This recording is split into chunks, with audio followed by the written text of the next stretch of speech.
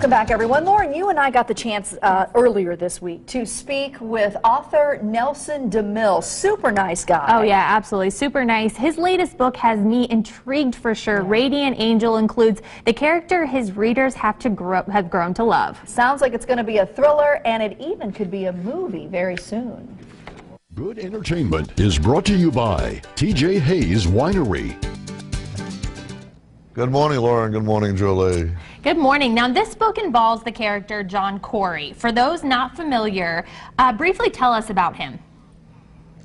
Yeah, John Corey is a former NYPD homicide detective who was injured in the line of duty, and then he took a job with the Federal Anti-Terrorist Task Force, which is a common thing. A lot of NYPD, either retired or even active duty, work for the feds now since 9/11, and they formed this task force with the FBI. And this is what John is doing at this for his second career, so to speak.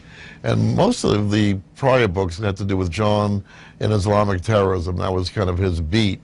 But in this book, I wanted to do something different, and John is now following the Russians. He's specifically following Russian diplomats from the United Nations in Manhattan, and that's how the book opens. He's on assignment, he's on surveillance, he's watching a Russian KGB colonel, now they're called the SVR, but the old KGB, and he knows this guy is up to something, and that's kind of chapter one of the book, and we go from there. You know, I have to ask if current events and the political landscape have any impact in how you choose or what you choose to write. Yeah, you know, I write, I guess they're called geopolitical thrillers, which sounds good, and you can't chase headlines if you're a novelist because, you know, it takes a year and a half to write a book, maybe another half a year before it's published, but you have to be able to spot trends. And I spotted this trend, and I'm sure I'm not the only one, that the Russians are resurgent. The Russians are coming back, and the Cold War may be coming back. And one of the points I make in the book is that the American government, the State Department, and other intelligence offices in the American government, like State Department intelligence, for instance, are not paying attention to the resurgent Russians. Because why? Because we're kind of obsessed with Islamic terrorism, and rightfully so. But while that's going on, the Russians are, you know, kind of backstage and now starting to enter the world stage again. And we've got to kind of focus on this a little bit more. We have not. Yeah. Now, how much research goes into your books that you write? I do a lot of research, and you know, some of it is, you know, researching how the FBI works and how anti-terrorist task force work in America. This was a little bit different because I switched topics, switched subject matter to the Russians. This is a lot of this book is about seaport security in America. We know about airport security. We all deal with it every day, or every time we fly, I should say. But seaport security has got a lot of holes in it, and this is what I discovered while I was researching the book. And this book has to do with smuggling a nuclear device, suitcase nuke, into Lower Manhattan, you know, via the harbor. Wow. On a boat.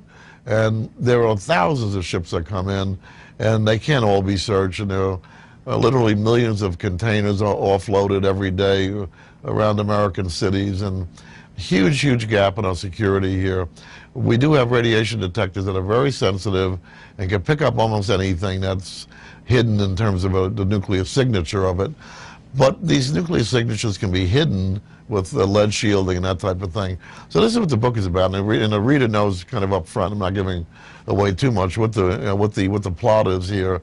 And John Corey starts to realize that there is a suitcase nuke being smuggled into Manhattan that's going to be detonated and within a matter of hours. So kind of the whole plot is kind of a ticking clock kind of a plot.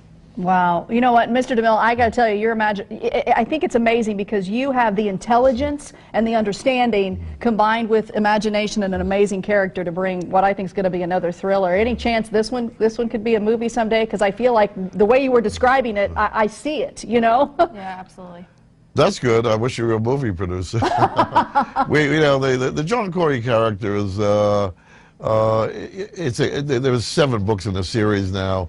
And Hollywood is very interested, but they, you know, we need a commitment on their part to make the whole series. Cable TV is very interested. This is, I see this more as a ongoing cable TV series, Well. and that's what we're kind of working on that now.